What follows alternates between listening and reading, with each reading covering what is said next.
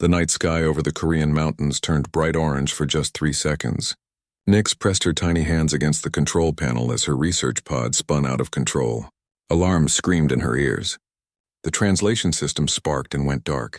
Her ship, no bigger than a human microwave, fell toward the blue planet below. She was going to die on the human world. Every child in the galaxy learned about Earth in their first year of school. It was the quarantine planet, the death world, home to the most dangerous species ever discovered. Humans had conquered their entire planet. They survived ice ages. They hunted animals to extinction. They even made other humans into slaves. And worst of all, they ate meat.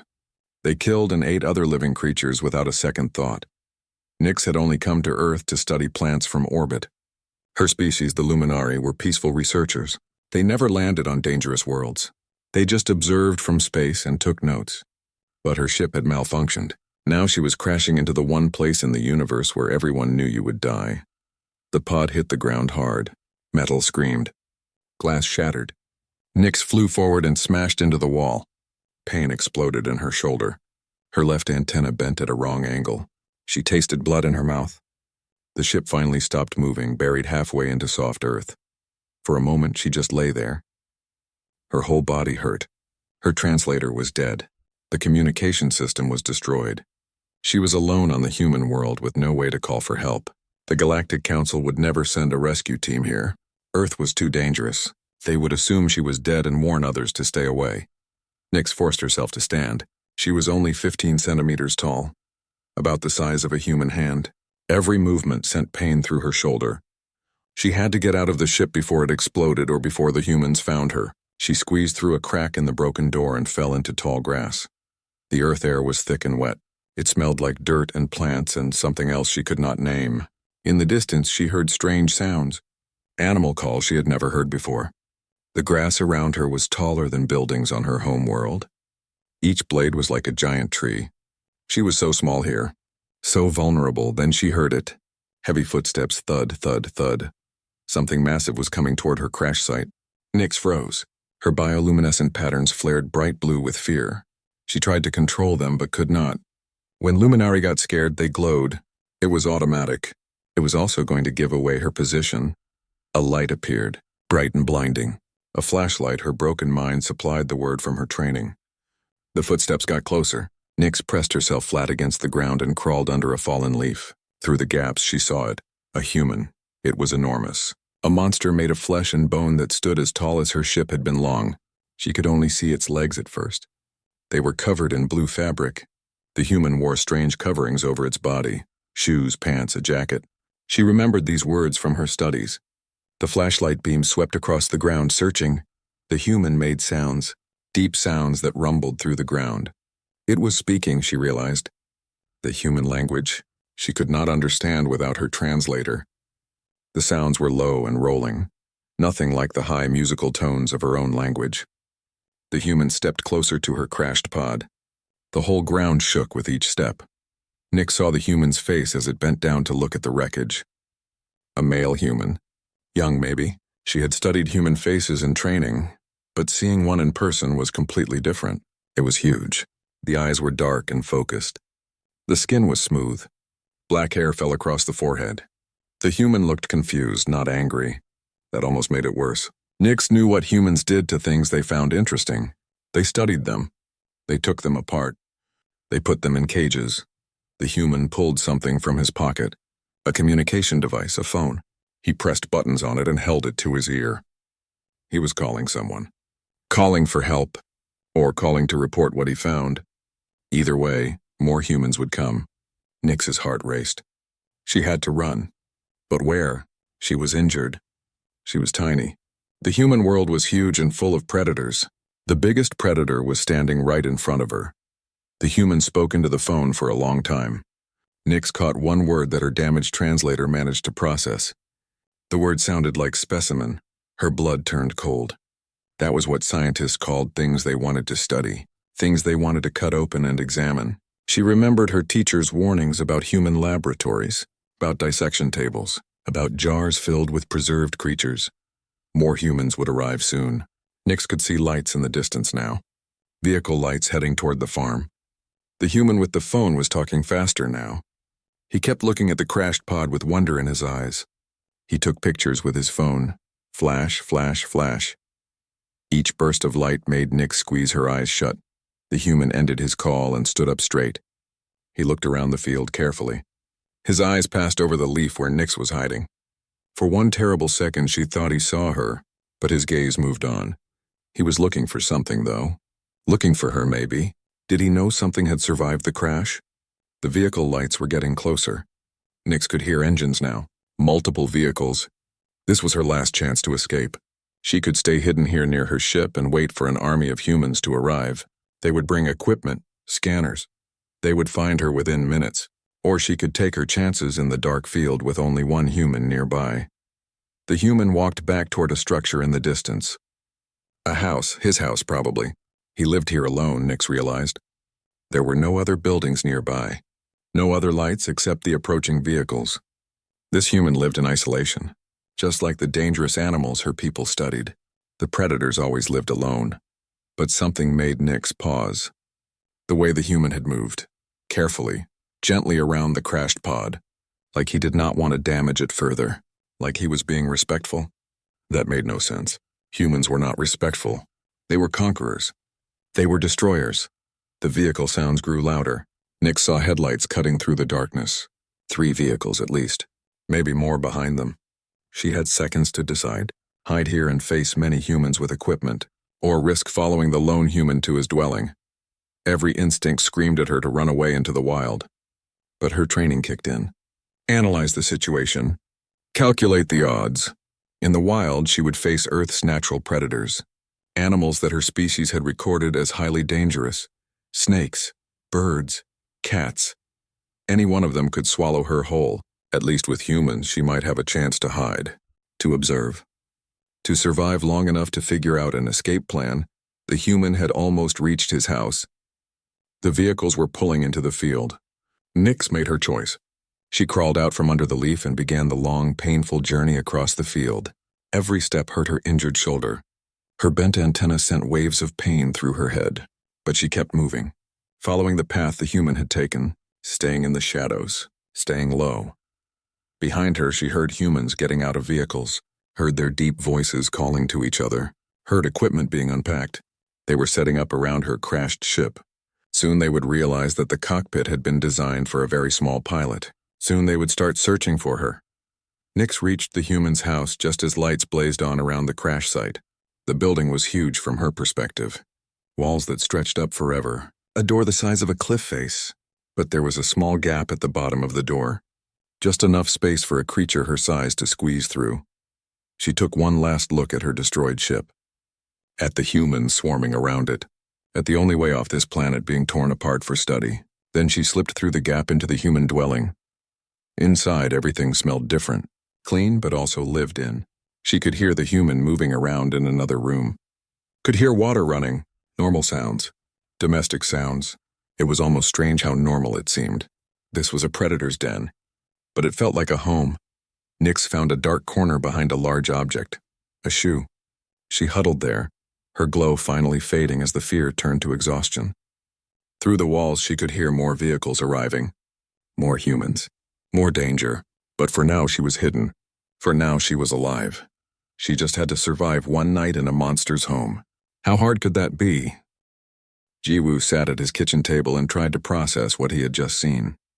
A crashed spacecraft in his rice field, government agents swarming his property, scientists in white suits examining every piece of wreckage. They told him not to touch anything, not to talk to anyone, not to post on social media. They said it was probably a weather balloon or a satellite. But Jiwoo knew what satellites looked like. This was something else. He lived alone by choice. After his parents died, he inherited the farm and decided he liked the quiet life. No noisy neighbors, no judgment about his choices. Just him, his vegetables, and the rescue animals he cared for. He had 3 chickens, a dog with a missing leg, and 2 cats that showed up one winter and never left. He was happy, but tonight felt different. Something about that crashed pod bothered him. It was too small for a human pilot. The cockpit had looked like it was designed for something much smaller. He tried to push the thought away. The government would handle it. That was their job. His job was to go to bed and pretend nothing happened, except he could not sleep. He kept thinking about that small cockpit, kept wondering. At 3 in the morning, he got up to make tea. That was when he noticed the bread was missing. Not the whole loaf, just a piece about the size of his thumb. Crumbs led across the counter to the edge. He frowned. A mouse, maybe. That would explain it. He cleaned up the crumbs and went back to bed. But the next morning, more food was gone. A small piece of apple, some rice grains, tiny amounts that he almost did not notice, and there were marks, little footprints in the dust behind his refrigerator. Too small to be mouse prints, too shaped like tiny human feet. Jiwoo stood in his kitchen and stared at those footprints for a long time. His mind went to impossible places. That crashed ship, that small cockpit, these tiny footprints. No, it was crazy. There was no way. The government had taken everything from the crash site. They said they found nothing biological, no life forms, just metal and circuits. But what if they missed something? What if something small had survived? What if it was hiding in his house right now? He spent the whole day trying to act normal. He fed his animals. He watered his plants. He cooked his meals. But he kept watching, kept looking for signs. In the afternoon, he saw it. Movement behind the kitchen cabinet. Just a flash of blue light.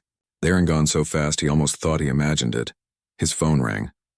It was one of the government scientists, Dr. Minji. She asked him questions about the crash. Had he seen anything unusual? Any biological material? Any signs of life? Jiwoo lied. He said no. He did not know why he lied. Some instinct told him that if they knew something was in his house, they would tear it apart looking. They would capture whatever it was, study it. He had seen enough documentaries to know what happened to unknown creatures. After the call, he sat very still in his kitchen. He spoke out loud, feeling foolish. His voice was gentle, the same voice he used with injured animals. Hello? I will not hurt you. You are safe here. If you need help, I can help you. Just let me know you are real. Give me a sign. Nothing happened. The house stayed quiet. Jiwoo sighed and got up to make dinner. He was being ridiculous. It was just a mouse, a strange mouse with weird footprints. That was all. But as he cooked, he left out extra food. Small pieces, easy to carry, just in case. He put them on the counter near where he saw the blue light. Then he went to his room and pretended to sleep. Hours later, he heard tiny sounds, soft scraping, light footsteps. He held his breath and did not move. In the morning, the food was gone. And there was something else. A small drawing scratched into the dust on the counter. It looked like a stick figure, a person, and next to it, a heart shape. Thank you, the drawing seemed to say. Jiwoo felt his heart race. It was real. Something intelligent was living in his house. Something that could understand kindness. Something that was trying to communicate. Behind the kitchen cabinet, Nix watched the giant human discover her message. She had debated for hours whether to reveal herself this way. Every instinct screamed to stay hidden. But the human had been kind. He left food. He spoke gently. He did not try to trap her or hunt her. And she was running out of time. Her shoulder was getting worse. The pain was constant now. She needed medical supplies. She needed help. She had spent 3 days observing Jiwoo, learning his patterns, watching how he treated his animals. She saw him nurse a sick chicken back to health, saw him spend an hour trying to catch a spider to release it outside instead of killing it, saw him cry while watching a sad movie about a dog. This human was different from what she had been taught. Her translator had partially repaired itself. She could understand maybe half of what the human said. Enough to know he lived alone. Enough to know he was offering help. But could she trust him? Her people's entire history said no. Humans were dangerous. They could not be trusted. They would hurt her or capture her or worse, but she was dying. Her species needed a connection to their homeworld energy field. Without it, they slowly faded. She had maybe 2 weeks before her light went out forever. 2 weeks to either escape Earth or die trying. And right now, her only hope was the massive creature in the kitchen who left her food and spoke to her like she mattered. Jiwoo started leaving more than food. He left small pieces of clean cloth, a bottle cap filled with water, a cotton swab that she could use as a crutch for her injured shoulder. He never tried to find her hiding spot, never tried to trap her. He just left gifts and spoke softly. My name is Jiwoo. You can trust me. I want to help. Please let me help. On the 5th day, Nix made her decision. She waited until evening when Jiwoo was sitting at the table reading a book. She took a deep breath. Her glow flared bright blue with fear. Then she stepped out from behind the cabinet. She was so small. Standing on his kitchen counter, she barely reached the height of a coffee cup. Her blue bioluminescent patterns pulsed with anxiety. Her left antenna was bent. She clutched her injured shoulder with one tiny hand. She looked up at the human with huge eyes full of terror and hope. Jiwoo froze. His book fell from his hands and hit the floor with a loud thump. Nyx jumped at the sound but did not run. She stood her ground, trembling. For a long moment, they just stared at each other. Human and alien, giant and tiny, predator and prey. Then Jiwoo did something Nyx did not expect. He moved very slowly and got down on his knees, making himself smaller, less threatening. His eyes were wide with wonder but also with concern. When he spoke, his voice was barely a whisper. "Oh my God, you are real. You are hurt. Can I help you? Please let me help you." Nyx's translator caught most of the words. She understood his tone even more clearly. There was no aggression, no hunger, just concern, just kindness. She tried to speak, but her voice was too high for human ears to hear properly. It came out as tiny squeaks. She saw confusion on Jiwoo's face. He could not understand her. She pointed to her shoulder. Then she made a pained expression. Jiwoo's eyes widened with understanding. He nodded slowly. "You are injured? Okay, I can help with that. But I need to get supplies. Will you stay here? Will you wait for me?" Nyx did not understand all the words, but she understood the question. She nodded. It was a human gesture, but she had studied enough to know what it meant.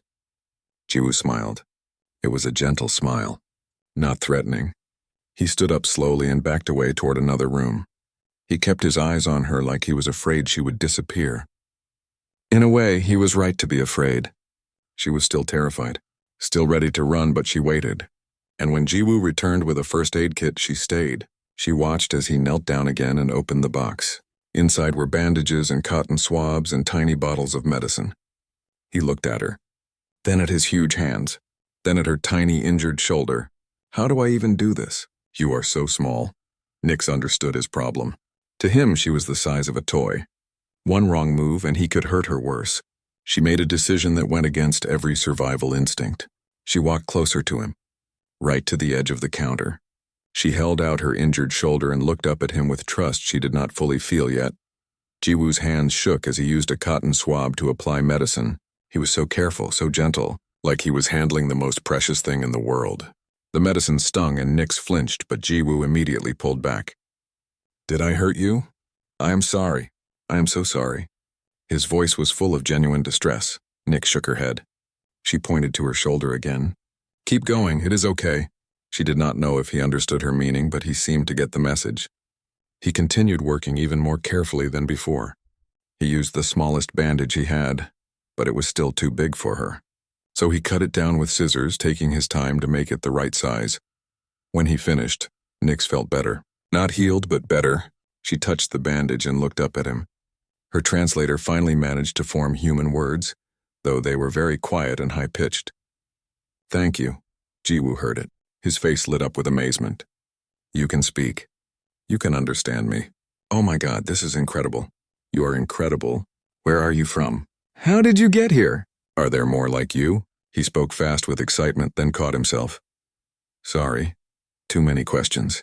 You must be scared. You must be so scared." Scared was not a strong enough word. Nyx was terrified. But she was also desperate. And this human, this Jiwoo, had proven himself kind. She made a choice that with the next morning, Jiwoo woke up wondering if he had dreamed everything. But when he went to the kitchen, he found Nyx sleeping in a small box he had prepared for her. She had lined it with soft tissues he left out. Her blue glow was dim but steady. She looked peaceful. She also looked impossibly tiny and fragile. He made coffee as quietly as he could. His mind raced with 1,000 questions. She was an alien, a real alien, in his house, on Earth. This was the most important discovery in human history, and only he knew about it. He should call someone, tell someone, but who? The government? They would take her away. Scientists? They would want to study her. Maybe hurt her to learn about her. No, he had made a promise. She was safe with him. That meant keeping her secret, at least for now, at least until she was healthy enough to tell him what she wanted. Nix woke up to the smell of something strange. Coffee, her repaired translator told her. A human drink. She sat up carefully in her box and looked around. The giant was sitting at his table watching her, but not in a scary way, more like he was making sure she was okay. When he saw her move, he smiled. Good morning. Are you hungry? I made breakfast. He pointed to a small plate on the counter. There were tiny pieces of fruit, bread, and something that looked like vegetables, all cut into sizes she could actually eat. The portions were perfect for her. He had thought about this, had taken time to prepare food she could manage. Nix's stomach growled. She had not eaten properly in days, but fear still held her back. What if the food was drugged? What if this was a trap? Jiwoo seemed to understand her hesitation. He picked up a tiny piece of apple and ate it himself. See, safe, not poisoned. I promise. Then he set the plate closer to her box and moved away, giving her space. She waited until he went back to his coffee. Then she quickly grabbed some food and retreated to her box. The fruit was sweet. The bread was soft. It was the best meal she had eaten since crashing. She felt her body relax slightly. Maybe, just maybe, this would be okay. After breakfast, Jiwoo tried to communicate better. He brought his laptop to the table and opened a translation program. It did not work well. Her language was not in any human database, but they managed with gestures and simple words. Jiwoo learned her name was Nix. She learned his name, though it took several tries for her to say it correctly with her tiny voice. He asked where she came from. She pointed up at the ceiling. Stars, space, far away. He nodded, he understood. Then she pointed to her chest and made a wilting gesture. Dying. Going out like a light. Jiwoo's face filled with concern. You are sick? The crash injured you? She shook her head and tried to explain. It took almost an hour, but she finally made him understand. Her species needed connection to their home world. Like plants needed sun. Without it, they slowly died. She had maybe 2 weeks. Maybe less. Jiwoo looked horrified. We need to get you home. We need to contact your people. She shook her head sadly. Cannot. Earth is quarantine world. No one will come here. Too dangerous. Dangerous? Jiwoo looked confused. Earth is dangerous? We have hospitals and doctors and medicine. We could help you. Nix laughed, a sound like tiny bells. To Jiwoo's ears, it was beautiful, but it was also sad. She tried to explain. Earth is the most feared planet in the galaxy. Humans are the most dangerous species. Everyone knows this. Everyone avoids Earth. Jiwoo sat back in shock. Dangerous? Us? We are just people. We are not monsters. Nix looked at him carefully. She had to make him understand. Through her translator and with gestures, she told him what the galaxy believed about humans. Humans are apex predators. You hunted everything on your planet. You survived ice ages that killed other species. You made weapons that could destroy your whole world. You eat meat. You kill living things and eat them. You even fought each other for thousands of years. War, slavery, genocide. Your history is written in blood. With each word, Jiwoo looked more uncomfortable, but Nix continued. And worst of all, you never stopped. You conquered your entire planet. You united under one species. No other species in the galaxy has done that. Most have multiple intelligent races sharing their world. But humans, you are the only intelligent species left on Earth. What happened to the others? Did you destroy them, eat them? Jiwoo ran his hands through his hair. He looked disturbed. Okay, yes, our history is violent. I will not deny that. But we are trying to be better. We have peace treaties now. We protect endangered animals. We fight for equality. We are not just killers. His voice was defensive but also sad. Like he was seeing his own species through new eyes. Nix watched him carefully. This was important. She needed him to understand why she was so scared, but she also needed to be fair. You left me food. You helped my injury. You are kind to your animals. I have watched you. You are gentle, but you are still human, still dangerous. How do I know you will not change your mind? How do I know you will not hurt me? Jiwoo met her eyes. His expression was serious. You do not know. You cannot know. I could lie. I could promise. But words are easy. All I can do is show you through my actions, day by day, until you believe me, or until you decide to leave. The choice is yours. Always. Something in his voice made Nix pause.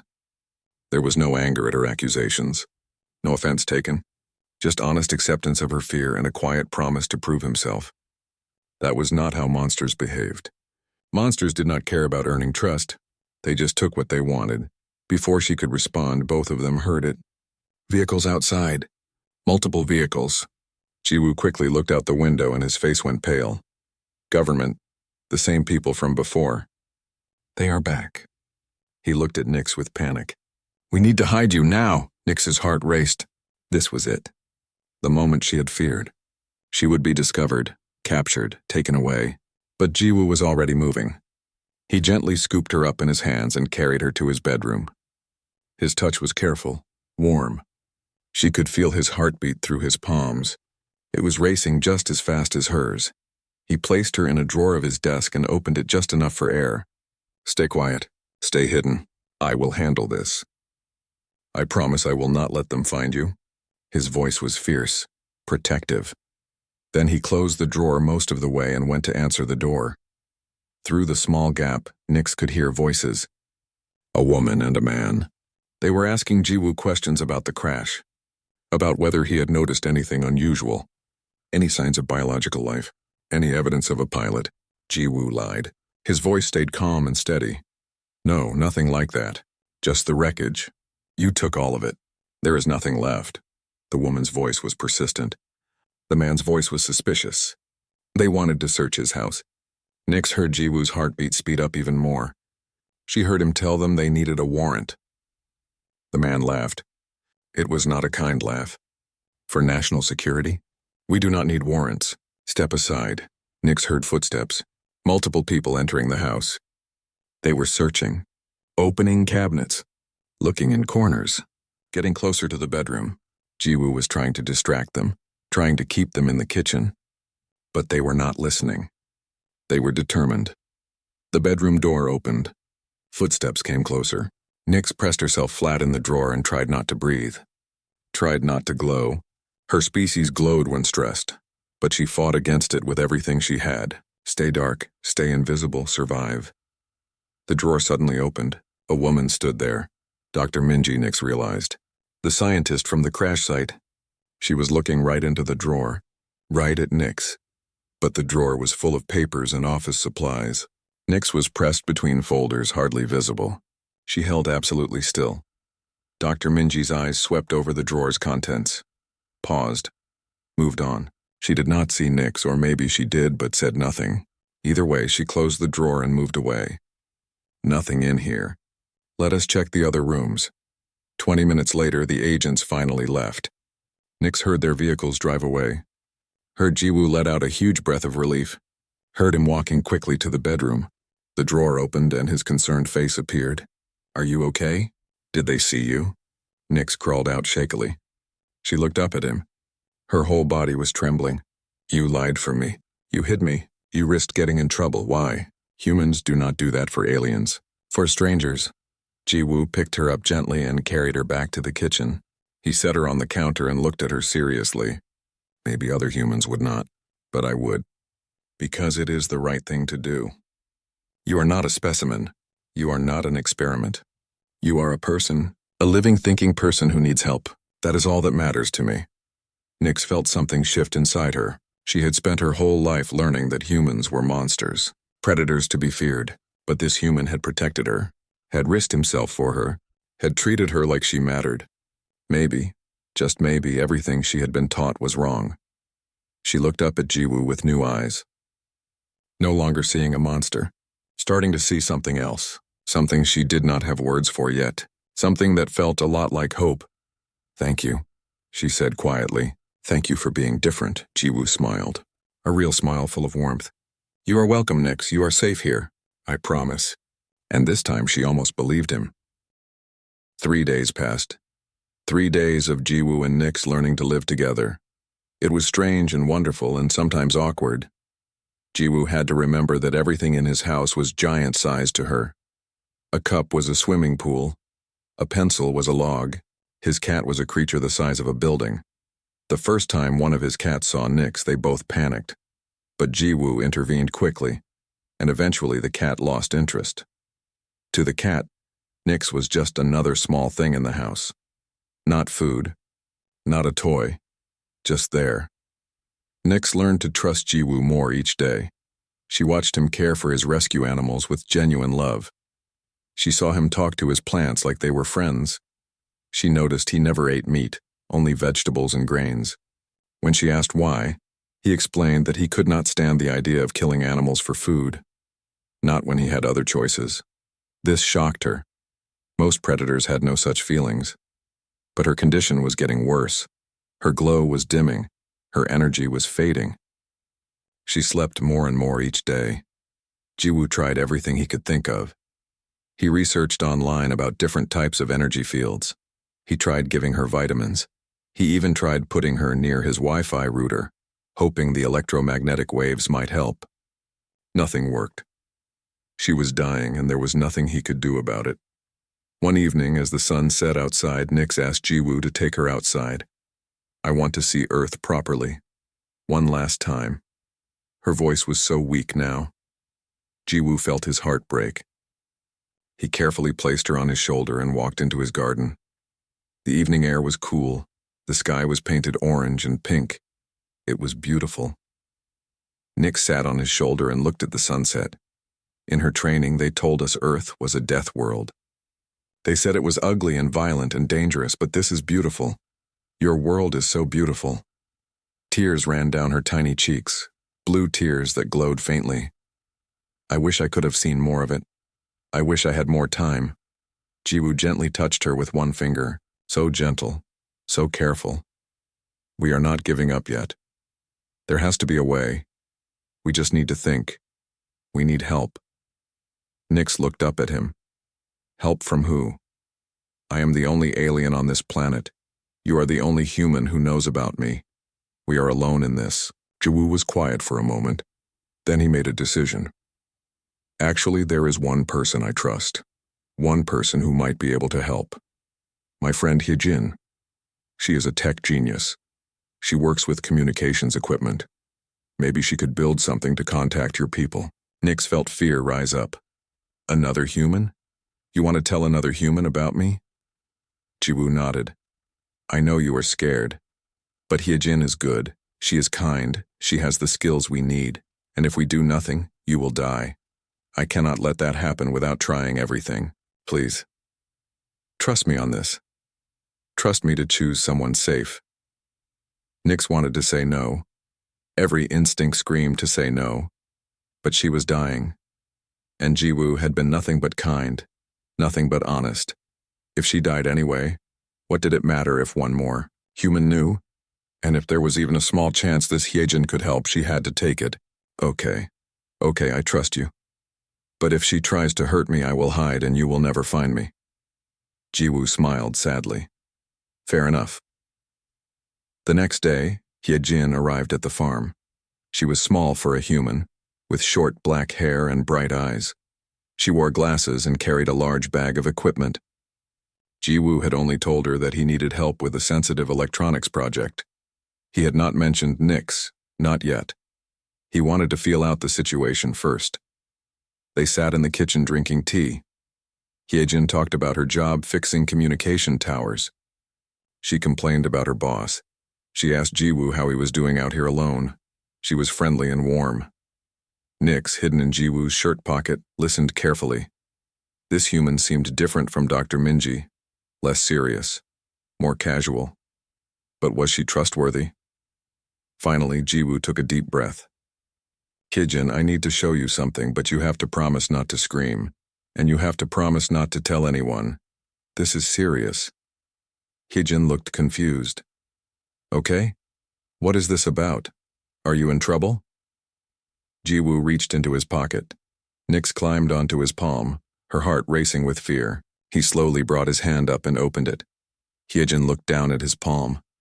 Her eyes went wide. Her mouth fell open. For a long moment she just stared. Then she whispered, Is that an alien? Is that a real, actual alien? Nyx stood on Jiwoo's palm, trembling. She looked up at this new human and prepared to run. But Hyejin did not grab her, did not try to catch her. Instead, Hyejin very slowly knelt down to get closer to eye level. Her voice was soft, almost reverent. Hello. Wow. Hi. You are amazing. Are you okay? You look scared. I am not going to hurt you. I promise. Nix's translator processed the words. The tone was kind. Curious. Yes, but kind. Not threatening. She tried to speak, but her voice was too weak and high-pitched now. Hyejin could barely hear her. Jiwoo explained the situation. The crash. The hiding. The fact that Nix was dying because she could not contact her home world. They needed to build a communication device strong enough to reach space. Could Hyejin help? Hyejin listened to everything. Her face showed shock, wonder, concern, and finally determination. Okay. Okay, yes. I can help. I will help. This is literally the most important thing I will ever do in my life. An alien. A real alien who needs help. She looked at Nix directly. I'm going to do everything I can to get you home. I promise. Over the next few days, Hyejin brought equipment to the farm. Circuit boards and wires and antennas. She worked with Jiwoo to build something that could send a signal into space. Nix helped by explaining what frequencies her people used, what patterns to transmit. It was complicated. It was probably impossible. But they tried anyway. During breaks, Hyejin talked to Nix. She asked questions, but gentle ones. What was Nix's homeworld like? What did her people do for fun? Did they have music, art, stories? Nix found herself answering, found herself enjoying the conversation. Hyejin was fascinated by everything, but not in a scary scientific way, more like a friend wanting to know about another friend's life. One evening, Hyejin played music on her phone, a soft piano melody. Nix's eyes filled with tears. We have music too, but I never imagined humans would create something so beautiful. I was taught you only made weapons and destruction. Hyejin looked sad at that. We make both, beautiful things and terrible things. I guess the question is which one we choose to focus on. After a week of constant work, they finally completed the device. It was cobbled together from old radio parts, computer components, and sheer determination. It looked like a mess of wires and circuit boards. But Hyejin was confident. This should work. The signal will be weak, but it will reach beyond Earth's atmosphere. If your people are listening, they will hear it. They set up the device in Jiwoo's field late at night. Nix recorded a message in her own language, explaining what happened and begging for rescue. They pointed the antenna at the stars. Hyejin activated the transmitter. The device hummed to life. The message began broadcasting on repeat. Now all they could do was wait. Wait and hope someone was listening. Wait and hope they would answer. Wait and watch as Nix's light grew dimmer by the day. She had maybe 3 days left, maybe less. Jiwoo stayed by her side constantly. Hyejin visited every day after work. They took turns watching over her, making sure she was never alone. On the second day of waiting, something happened. The device crackled to life.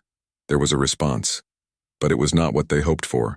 The message came through in broken English, processed through their makeshift translator. Attention, human world. Protocol violation detected. Unauthorized contact with quarantined planet. Extraction of biological entity from Earth is forbidden. Subject must remain. Accept death as consequence of illegal landing. The three of them stared at the device in horror. Nix felt her hope crumble. She had known this was possible. Known that the galaxy might refuse to help rather than risk interaction with Earth. But hearing it confirmed was devastating. She looked at Jiwoo and Hyejin with tears streaming down her face. I am sorry. I am sorry I brought this to you. I am sorry you wasted your time trying to save someone who cannot be saved. Jiwoo knelt down next to her. His eyes were fierce. No. We are not giving up. There has to be another way. Hyejin nodded in agreement. We will find it. We will figure this out. You are not dying on our watch. But Nix could feel herself fading. Her glow was almost gone now. Her movements were slow and weak. She could barely keep her eyes open. She knew the truth even if they did not want to accept it. This was the end. She had crashed on the most feared planet in the galaxy, had met the species everyone said were monsters, and had found only kindness. It was a good end, even if it was sad. At least she would not die alone. At least she would die knowing she had been wrong about humans. They were not monsters. They were miracles. As consciousness began to slip away, Nyx whispered her final words. Thank you both. You showed me the truth. Humans are not what we thought. You are better. So much better. Tell the galaxy. Tell them we were wrong. Her light flickered once, twice, then went dark completely. Jiwoo caught her tiny body as she collapsed. No, Nyx, stay with us. Hyejin frantically tried to think of something, anything to help, but there was nothing. They had tried everything, and it had not been enough. Jiwoo held Nyx's tiny, lifeless body in his hands and felt tears run down his face. They had failed. Despite everything, despite all their efforts, they had failed to save her. The first alien humanity had ever truly met, and they could not. Hyejin grabbed her phone with shaking hands. I am calling Dr. Minji, the scientist from before. She might know something. She might be able to help. Jiwoo looked up with tear-stained eyes. She will take Nyx away. She will tell the government. Hyejin met his gaze. Nyx is dead, Jiwoo. We have nothing left to lose. Maybe Dr. Minji can bring her back. Maybe she knows something we do not. We have to try. Jiwoo wanted to argue. Wanted to protect Nyx even now. But Hyejin was right. What good was keeping secrets if Nyx was gone? He nodded slowly. Make the call. Hyejin dialed the number she had secretly saved from her earlier research. The phone rang twice before a voice answered. This is Dr. Minji. Hyejin took a deep breath. This is Hyejin Park. I am calling from Jiwoo Kang's farm. We have an emergency. There is an alien here and she is dying. We need your help. There was silence on the other end. Then Dr. Minji's voice came back, sharp and focused. I knew it. I knew there was a survivor. Do not move her. Do not do anything. I'm coming alone. No government. No military, just me. I will be there in 20 minutes. Hyejin felt a wave of relief. She is already gone. We could not save her. Please hurry. Maybe you can do something we cannot. The call ended. Jiwoo held Nyx's body carefully. She was so light, like holding air. Her blue skin had turned pale gray. Her patterns were completely dark. She looked like a tiny doll, a broken toy, but she had been so much more than that. She had been a person, a friend, someone who had changed the way he saw the entire universe, and now she was gone. 18 minutes later, a single car pulled up to the farm. Dr. Minji rushed out carrying a large medical case. She ran to the house without knocking. Where is she? Show me now. Jiwoo led her to the kitchen table where he had laid Nyx on a soft cloth. Dr. Minji stopped when she saw the tiny body. Her expression was a mixture of wonder and heartbreak. Oh, she is so small, so beautiful. Dr. Minji immediately opened her case and pulled out medical equipment. She had devices for measuring vital signs, but they were all human-sized. She looked at Hyejin. I need smaller tools, needles, cotton swabs, anything delicate. Hyejin rushed to gather supplies while Dr. Minji examined Nyx with instruments she modified on the spot. She worked with absolute focus. Every movement was precise and purposeful. Is there a pulse? Jiwoo asked desperately. Dr. Minji was quiet for a moment. Her instruments hovered over Nyx's chest. Then she looked up with cautious hope. Yes, incredibly faint, but yes. She is not dead, not yet. Her body has gone into some kind of stasis, like deep hibernation, but she is shutting down fast. We have maybe minutes to stabilize her. What do you need? What can we do? Hyejin asked. Dr. Minji thought fast. You said she needs connection to her home world. Some kind of energy field. We cannot provide that. But we can keep her body alive until we figure something out. I need to give her fluids. Keep her system functioning. But her veins are microscopic. This is going to be incredibly difficult. Dr. Minji worked through the night. She used the smallest needles she had, attaching them to IV bags filled with saline solution she had carefully measured. She created a tiny oxygen mask from a contact lens case and medical tubing. She monitored Nyx's temperature with an infrared thermometer meant for babies. Every few minutes she checked vitals and adjusted her treatment. It was like performing surgery on a butterfly. One wrong move and everything could fail. Jiwoo and Hyejin helped however they could. They held lights. They passed tools. They watched with desperate hope as Dr. Minji fought to keep Nix alive. Hours passed, dawn came. Nix's pulse remained faint but steady. Dr. Minji finally sat back exhausted. I have done everything I can. She is stable for now, but this is only temporary. Without connection to her home world, she will slip away again. We bought time, maybe a few days.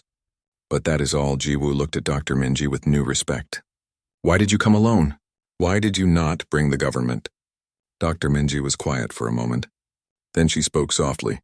Because I became a scientist to make first contact, to reach out to other species with respect and wonder, not to dissect them, not to weaponize them. When I saw that crash site, I hoped there was a survivor, and I hoped whoever found her would be kind. She looked at Jiwoo. I am glad it was you. Over the next day, Dr. Minji continued treating Nix.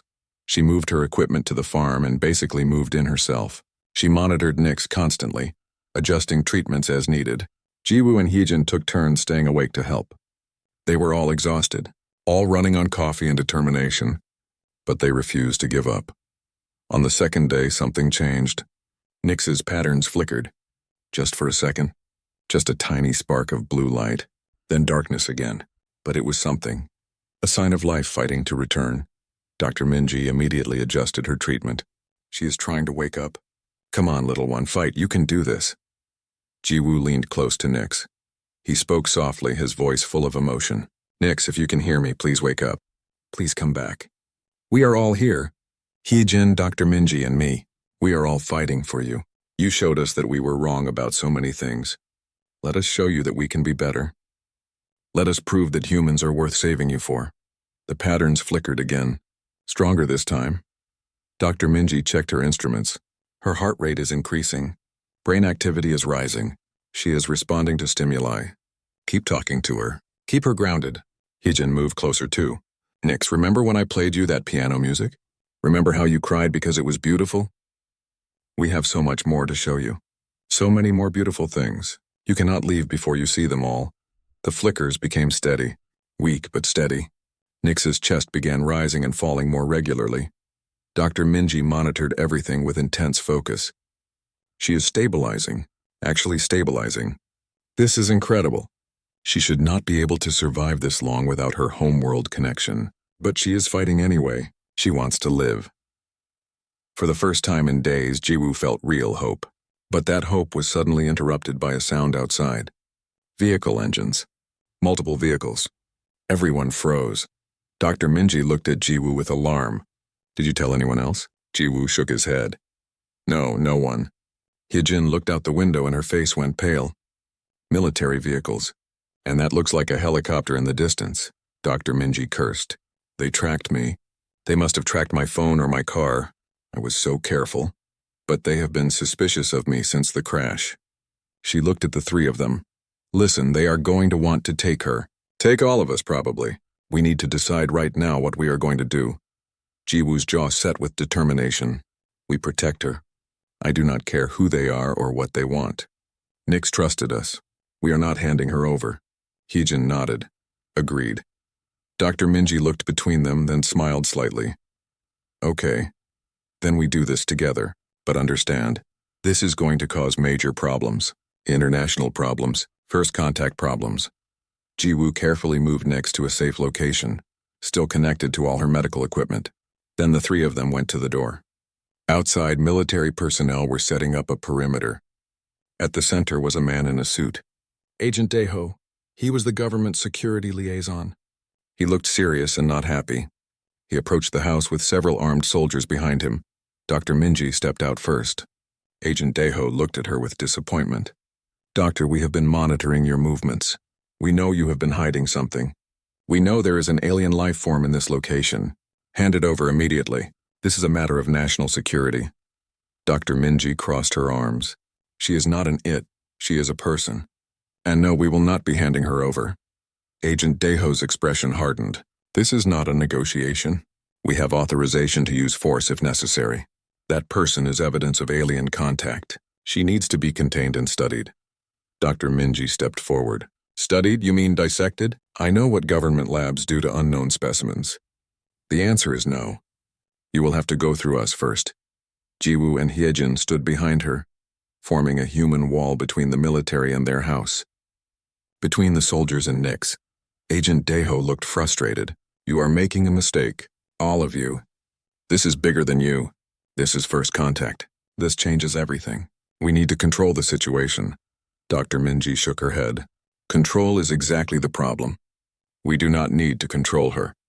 We need to help her, and we will not let you take her away." The standoff continued. Neither side was willing to back down. The military could not just storm a civilian home without major consequences. But they also could not just leave. The situation was at an impasse. Then something happened that changed everything. The sky began to glow. Not the orange of sunset or the blue of day, but a bright white light that seemed to come from everywhere and nowhere. Everyone looked up. High above the farm, something was appearing. Something massive, a ship. An actual alien spacecraft decloaking right above them. It was enormous, easily the size of several football fields. Elegant curves and glowing panels covered its surface. It was the most beautiful and terrifying thing any of them had ever seen. Agent Daeho immediately got on his radio. "Command, we have a situation. Unknown craft in the sky. Requesting immediate backup." The soldiers raised their weapons, though it was unclear what good rifles would do against a ship that size. "Doctor." Minji, Jiwoo, and Hyejin just stared in awe. They had hoped someone would answer their signal. The alien enforcement officer took another step forward. His armor gleamed in the strange light from the ship above. His weapon was trained on the house, not on the humans specifically, but the threat was clear. "We are authorized to use lethal force to maintain quarantine protocols. Surrender the biological entity immediately, cooperate, and you will be processed with minimal memory alteration. Resist and you will be eliminated." Memory alteration. The word sent chills through everyone. They were not just here to take Nyx. They wanted to erase everything. Make it like this never happened. Agent Daeho looked between the aliens and the civilians, clearly trying to decide what to do. His training said protect the nation. But what did that mean when faced with aliens who could apparently erase minds? Dr. Minji stepped forward, her voice shaking but firm. "You are making a mistake. Nyx is not contamination. She is a person. And these humans have done nothing wrong. They saved her life. They protected her when they could have turned her over to their own government. That is not something to punish. That is something to respect." The enforcement officer's expression did not change. Emotional attachment to the subject is irrelevant. Quarantine protocols exist for the safety of the galaxy. Humans are classified as extreme danger level. Contact with humans before they achieve faster than light travel is strictly forbidden. Any breach must be contained. This is not negotiable, extreme danger level. The words hung in the air. Jiwoo felt anger rise in his chest. Dangerous? We saved her. We spent days trying to help her. What is dangerous about that? The enforcement officer turned his glowing eyes toward Jiwoo.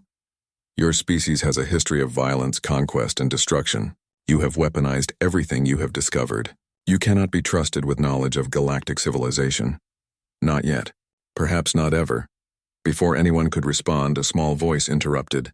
Weak but clear. Wrong. You are wrong about them. Everyone turned. From the doorway of the house, Nyx appeared. She was barely standing, still connected to IV lines that trailed behind her. Her glow was faint but present. She was alive. She was awake. And she was furious. Nyx. Jiwoo started toward her, but she held up a tiny hand. Stay, I need to do this. She looked at the enforcement officer, her small body trembling with effort. I am researcher Nyx of the Luminari. I invoked emergency landing protocols due to mechanical failure. These humans found me. They could have captured me, studied me, killed me. They did none of those things. The enforcement officer's stance shifted slightly. Researcher Nyx, you are in violation of quarantine by making contact with humans. Your ship should have self-destructed rather than land on a prohibited world. You are facing serious consequences. Nyx's laugh was bitter and weak. Consequences? I was dying. They saved me. This human Jiwoo hid me from his own government to keep me safe. This human Hyejin built communication equipment from scraps to help me call home. This human Dr. Minji used medical knowledge to keep me alive without any training in alien biology. She took a painful step forward. I crashed on the most feared planet in the galaxy. I was terrified.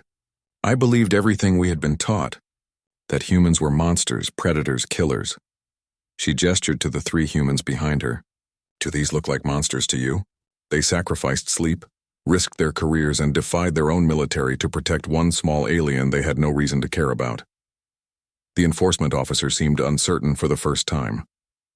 That does not change protocol. Earth is quarantined for good reason. Nix's eyes blazed.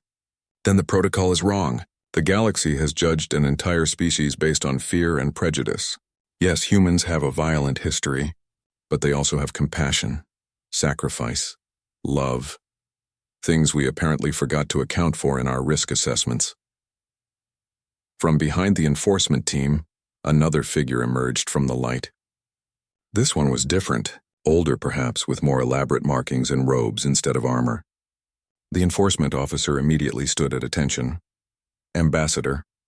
The ambassador nodded and walked forward, studying the scene with ancient eyes. I have been listening. I have also been watching. Did you know, researcher Nix, that your neural implant has been transmitting this entire time? Nix looked shocked. My implant was damaged in the crash. The ambassador smiled. Damaged, yes, but not destroyed. We have been monitoring your experiences since you landed. We saw everything. The crash, the fear, the hiding, and most importantly, we saw the humans. How they treated you. How they protected you. How they fought for you. Jiwoo felt his blood run cold. You were watching? This whole time you could have helped her and you just watched? The ambassador turned to him. Yes, because we needed to know. For decades we have debated humanity. Are they too dangerous? Should we make contact? Should we help them advance? Or should we leave them isolated forever? You, Jiwoo of Earth, have given us our answer. Dr. Minji's voice was sharp with anger. You used her as bait. You let her suffer to test us. That is monstrous. The ambassador did not look ashamed. It was necessary. First contact is not a casual decision. The wrong choice could endanger the entire galaxy. We had to see how humans would react to one of us in their most vulnerable state. Would they see an opportunity? A threat or a person in need? The ambassador looked at each of the three humans. You saw a person. You gave up safety and comfort to help someone completely unlike you. You defied your own authorities. You risked everything. And when soldiers came with weapons, you stood between them and her. That is not the behavior of monsters. That is the behavior of a species ready to join the larger community. Agent Deho finally spoke up. Ready? You call us dangerous and extreme threat 1 minute, then ready the next. Which is it? The ambassador turned to him. Both. Humans are dangerous. You are strong, persistent, and incredibly creative in violence, but you are also capable of remarkable compassion. The question was whether that compassion extended beyond your own kind. These three have proven it does. The enforcement officer looked uncomfortable. Ambassador, with respect, 3 humans do not represent an entire species. They could be anomalies. The ambassador nodded. True, which is why I observed not just them, but their society. Your internet is quite informative. We saw humans dedicating lives to saving endangered animals. Humans traveling across the world to help strangers in disasters. Humans creating art and music and literature that speaks of hope and beauty. He paused. We also saw the violence, the wars, the hatred, the destruction. Humanity is contradictory. You are capable of both the worst and the best the galaxy has seen. But the crucial factor is choice. These 3 chose compassion. And throughout your history, in your darkest moments, there have always been humans who chose compassion. That is what matters. Nix swayed on her feet. Jiwoo rushed forward to catch her, gently placing her in his palm. She looked up at him with tired eyes. Thank you. For everything. You proved me wrong in the best possible way. Jiwoo felt tears in his eyes. You do not have to thank us. We just did what anyone should do. Nix smiled weakly. That is exactly why I am thanking you. Because you think this is what anyone should do. Most species in the galaxy would not have risked what you risked. The ambassador watched this exchange with interest. Jiwoo of Earth, what would you want in exchange for your help? Resources? Technology? Knowledge? Jiwoo looked confused. Exchange? I do not want anything. I just wanted Nix to be okay. The ambassador smiled. That answer right there is worth more than you know. But regardless, things are changing. Earth cannot remain in quarantine anymore. Not after this, he turned to Agent Deho. Your government will need to be briefed properly by me, not by enforcement officers. Earth is being reclassified from quarantine status to protectorate status. This means limited contact is now permitted. We will not share faster than light technology yet. You must develop that yourselves. But we will share medical knowledge, environmental technology, and cultural exchange. Your world is joining the galactic community. Just slowly, Agent Deho looked overwhelmed. I need to contact my superiors. This is beyond my authority. The ambassador nodded. Of course, take your time. We have waited decades to make this decision. We can wait a few more hours while you organize your response. But understand, this is happening. Earth is no longer alone. Dr. Minji looked at Nix with concern. She needs proper medical care. From her own people. Can you help her now? The ambassador gestured, and two aliens in what appeared to be medical uniforms came forward. They approached gently, speaking to Nix in her own language. She responded weakly. They examined her with equipment that glowed and hummed. After a few moments, they set up what looked like a small field around her. Instantly, her patterns began to glow brighter. The energy field she needed. She was going to be okay. Nix sighed with relief as strength returned to her body. The medics explained to the ambassador, who then translated.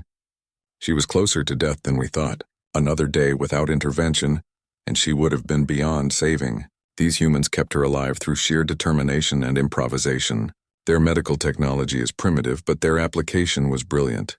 Dr. Minji should be proud. Dr. Minji actually smiled at that. I just did my best. Nix is the one who fought so hard to live. The ambassador looked at her thoughtfully. 3 months had passed since that night. 3 months since first contact changed everything. The world had gone through chaos, wonder, and eventually acceptance. Not everyone was happy about aliens existing. Some people were scared. Some were angry. But most were curious, excited, ready to learn about the universe beyond Earth. Dr. Minji had become Earth's official medical liaison to the Galactic Council. She spent her days learning alien medicine and teaching them about human biology. She was exactly where she belonged. Hyejin had joined an engineering exchange program, working with alien scientists to improve both human and alien technology. She sent messages to Jiwoo every week, filled with excitement about her discoveries, and Jiwoo was in space. Actually in space, standing on a luminary vessel looking down at Earth through a massive window. His planet looked so small from up here, so fragile, so beautiful. Nick stood on his shoulder, her favorite spot. She had fully recovered and was stronger than ever. Her glow was bright and steady. Her bent antenna had been repaired. She looked healthy and happy. Are you nervous? She asked quietly. Jiwoo smiled, a little. Meeting your entire government is kind of intimidating. Nix laughed, that bell-like sound he had grown to love. They are more nervous about meeting you. Trust me, you are the human who proved we were wrong about your species. You are kind of famous now. Jiwoo groaned. Please do not remind me. I liked being a simple farmer. Nix patted his neck gently, which for her meant using both hands. You are still that farmer, just a farmer who happens to be traveling the galaxy. Besides, you said you wanted to see plants from other worlds. We are going to the Luminary homeworld. We have gardens that will blow your mind. Jiwoo brightened at that. Okay, that does sound amazing. Do you really have trees that glow? Nix nodded enthusiastically. Everything glows on my world. It is our main form of light since our sun is very dim. Our whole civilization is built around bioluminescence. You are going to love it. Then she paused. But I should warn you, you are going to get stared at a lot. Humans are still considered scary to most people. Even though the official stance has changed, personal fear takes longer to overcome. Jiwoo nodded. I understand. I will just have to show them what I showed you. That humans can be kind, can be trusted, can be friends. Nick smiled. That is exactly what the ambassador hoped you would say. That is why you are here, to be a bridge between our species, to show the galaxy that humans are ready to join them. The ship began its descent toward a blue and green planet that looked similar to Earth, but different in subtle ways. As they got closer, Jiwoo saw the cities. They were unlike anything on Earth. Buildings that curved and flowed like plants, lights that pulsed in rainbow colors, gardens everywhere. It looked like a forest, and a city had merged into one beautiful thing. The ship landed in what appeared to be a diplomatic area. Through the windows, Jiwoo saw hundreds of luminary gathering. They were all staring at the ship. At him, he took a deep breath. This is it. First contact from the human side. Nick squeezed his neck gently. You will be fine. Just be yourself. That is all anyone can ask. And remember, I will be right here with you, always. The door opened. Jiwoo stepped out onto an alien world. The air smelled different here, sweeter, like flowers and something else he could not name. The gravity was slightly lighter, making his steps feel bouncy. The sky was purple instead of blue. Everything was familiar enough to feel safe, but different enough to be amazing. He had left Earth. He was actually on another planet. The crowd of luminari parted as the ambassador approached. Behind him were officials in elaborate robes. The government leaders, Jiwoo realized. This was the Luminari Council. They looked at him with a mixture of curiosity and nervousness. He was huge compared to them. Even sitting down, he would tower over everyone here. He understood why they were scared. But he was determined to change that. Jiwoo carefully knelt down on one knee, making himself smaller and less threatening. He had practiced this. He spoke slowly and clearly, knowing the translators would need a moment to process. Leaders of the Luminari people, thank you for welcoming me to your world. I know my presence here is unusual. I know my species has a reputation that causes fear. All I can do is promise to prove through my actions that humans can be trusted. That we can be friends. The council members looked at each other. Then one of them, an elderly luminari with silver patterns, stepped forward. She spoke in a voice that sounded like wind chimes. Jiwoo of Earth, you already proved yourself when you saved researcher Nyx. You could have given her to your government. You could have studied her. Instead, you protected her. That is not the action of a monster. That is the action of someone who sees others as equals, regardless of their form. Another council member spoke. We owe you an apology. Our species judged yours without truly knowing you. We saw your history of violence and assumed it defined you. We did not consider your capacity for growth, for change, for compassion. Nyx has shared her recordings with us. We have seen how humans can be. We were wrong to fear you so completely. Jiwoo felt relief wash through him. Thank you. That means more than you know. But I want to be clear. Humans are not perfect. We have made terrible mistakes. We still make mistakes. What I hope to show is that we are trying to be better, that we can learn, that we can grow. Judge us not by our worst moments, but by our effort to overcome them. The council members nodded in understanding. That seemed to be exactly what they wanted to hear. The ambassador stepped forward. Jiwoo of Earth, you are hereby recognized as the first human ambassador to the Galactic Council. You will represent your species in matters of cultural exchange and diplomatic relations. You will show the galaxy what humanity can be. This is a great responsibility. Do you accept? Jiwoo looked at Nyx, who nodded encouragingly. Then he looked back at the ambassador. I accept. I will do my best to make humanity proud. To show that we are worthy of the trust you are placing in us. The crowd of luminari began to glow in waves of color. Jiwoo realized it was applause.